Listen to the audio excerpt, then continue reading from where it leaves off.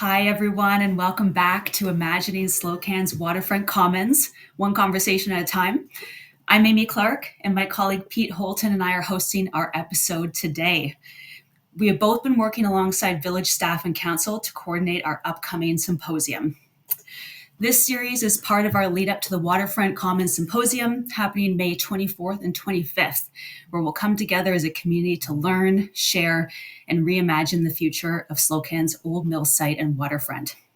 Today, we're going to be chatting with Adam Brady from Nelson-based Cover Architecture.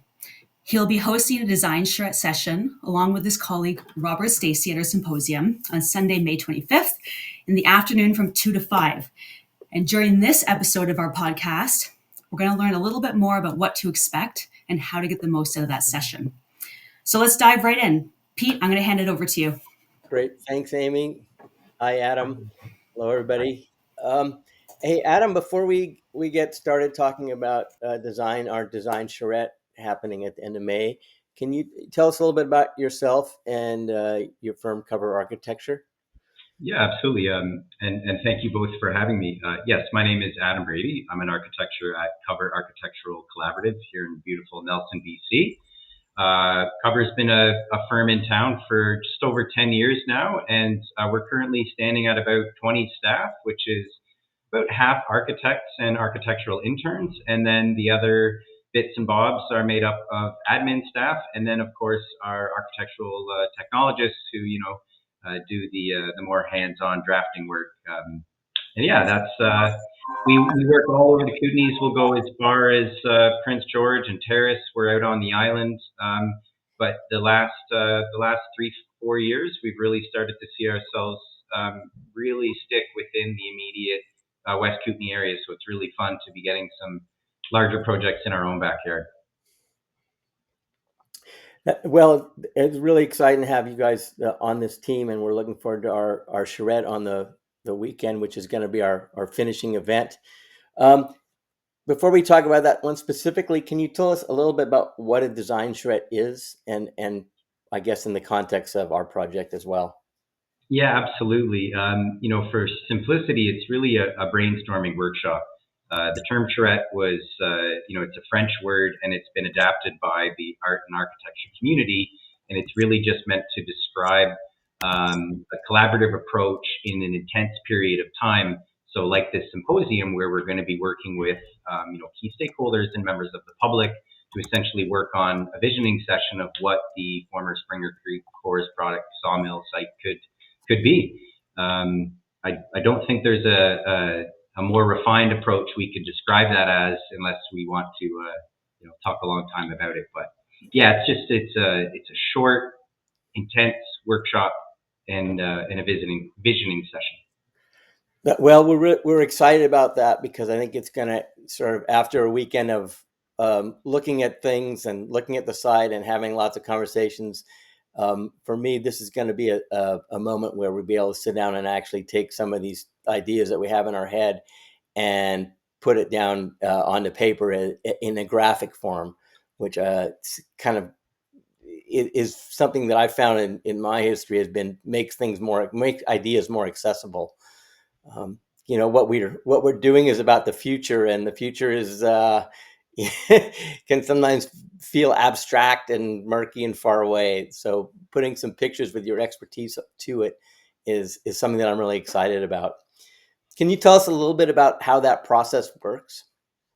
Yeah, absolutely. To speak a little more specifically on the day's events itself, we are slated for 2 sessions. One is a morning sit down with more key stakeholders, members of the village staff. Maybe you could speak a little more specific to who would actually be there, but it is more of an intimate session as a roundtable discussion to really get a sense for us, the village's approach to why the site was purchased, what some of the short, medium, and long-term goals have been, how they've changed over the last couple years. And for us, it's really important to get a sense of what the community is going to want out of this site. And so it is going to be nice to talk about some of those past inflections and get a sense of what those future goals are and then helping to kind of curtail some of those larger expectations. The afternoon session is a little more informal because it would be more of a stand-up session with the public. One of the key kind of thoughts that Rob and I have been tossing around is that this is a community vision by the community. So we really need to, get a sense from the horse's mouth exactly what the community wants out of this site. And can you just tell us a little bit about what kind of finished products are we going to have from this when we're done? So people are going to come in and we'll be sitting at tables and looking at graphics of the site, and then you'll be hopefully coalescing some of the things that we've talked about over the weekend. Yeah, absolutely. And maybe we could speak more about what's going to happen in the event itself. So, in the morning, we would kind of expect that to be a little more of written documentation and research where we're basically just there to listen and we're going to write down as much information as possible. If there is some time, maybe there's, a few key members of that group that have some ideas and may bring some sketches, or there's an opportunity to do some light work. But for the most part, it is about ideas and simply us, like I said, listening to what the expectations are. The afternoon is meant to be a little more interactive, and so depending on the amount of people that attend the session, there's an opportunity for people to basically pin different areas around the site with different uses. We've been looking at a variety of different land use, such as recreation, commercial, residential, institutional, industrial, and cultural space. And we'd like to know if there's any preconceptions from the public about where they'd like to see certain elements on the site. So in terms of what we would be producing as a final document, we would ideally be putting together a book, and not a book, but an 8.5 by 11 document where we're using some of the preliminary work and research that we've been doing to date, conversations we've been having with you and Amy and the Shorefast group that's forthcoming. And then we'll be documenting the day's event. So like I said, that would be written, photographic, and then, there might be some diagramming that comes out. It really just depends on how much of a group we have to work with and how intimate that approach can be. But in the end, it is a PDF document that you would be able to look and to hold. And, I think for us, it's, we want to produce something that is a pre-master plan, if you will. So this isn't a master plan, but it's how do you get to that point? And this is some of that groundwork that needs to be done to get there. So like I said, we're more speaking about land use rather than, building location or anything particular like that. So that book, post-production, would have some diagramming by the cover team, based on what we find out from the weekend's events. Awesome. That's a big help. That sort of helps me visualize a little bit what's going to happen in that session and how we'll be able to bring some of the ideas that we've created over the weekend and put them down on paper with your expertise. You've done these before in other places. Is there a way that this is similar to stuff you've done in the past, or is this have sort of, because of the uniqueness of the site, make this event any different?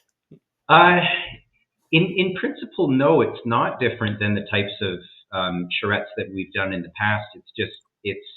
The scale is different, but the approach isn't. We put together a group of people, and then we just basically gather ideas.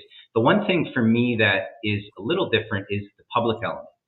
A lot of times we're doing these design charrettes with the key stakeholder groups, clients, owner-operators, anyone else that might have a vetted interest in the particular project or site that we're working on.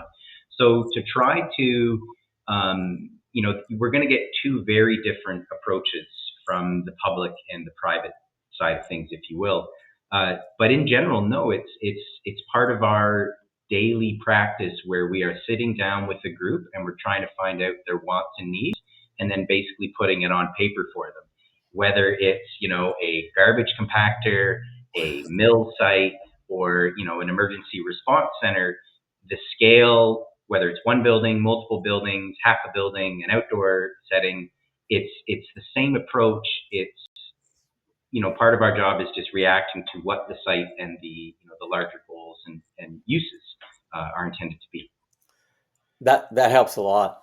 So yeah, we're getting ready to we're kind of on the countdown towards the weekend, and the website has been hopefully helping people get prepared and get enthusiasm for the project. Just before we wrap up, is there anything that our people that are intending to attend can do to prepare? Honestly, just bring your imagination.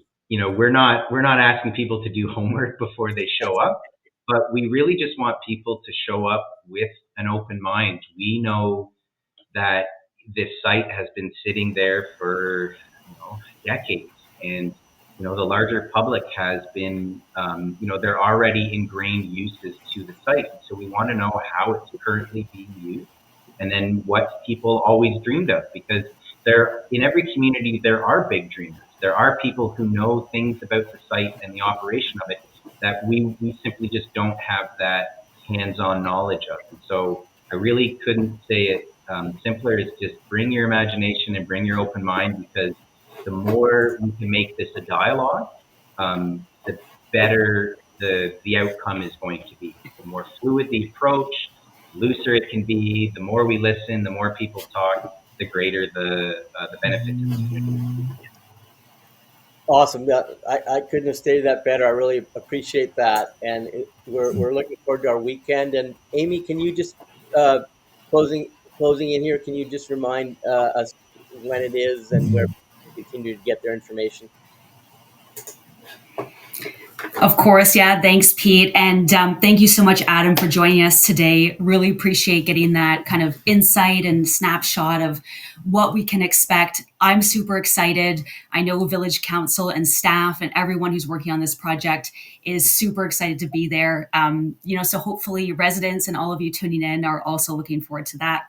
So as we mentioned, that public design charrette session will be Sunday, May 25th from 2 to 5 p.m. And all you have to do is show up. Just before that charrette kicks off, we're going to have a presentation from Shelley Boyd of the Sinias Confederacy beginning at 12:30. So you definitely won't want to miss that. Come out for that. Stick around for the charrette, because we'd love to hear all of your ideas. As Pete mentioned, we've got a packed schedule, lots of great activities happening. We've got presentations, we've got workshops, we've got an open house as well, lots of opportunities to learn more throughout the whole weekend. So definitely check it out online at waterfrontcommons.ca. We'll have our full schedule posted there alongside this presentation. So if this episode got your wheels turning, come on out. We'd love to see you at that symposium. Also online, check out the different resources and inspirational stories that we're sharing. We hope to see you all out. Thank you again to Adam, Pete. Thanks for helping co-host this one, and we'll see you all at the symposium. Thanks so much. Awesome. Thanks, Thank you. Great.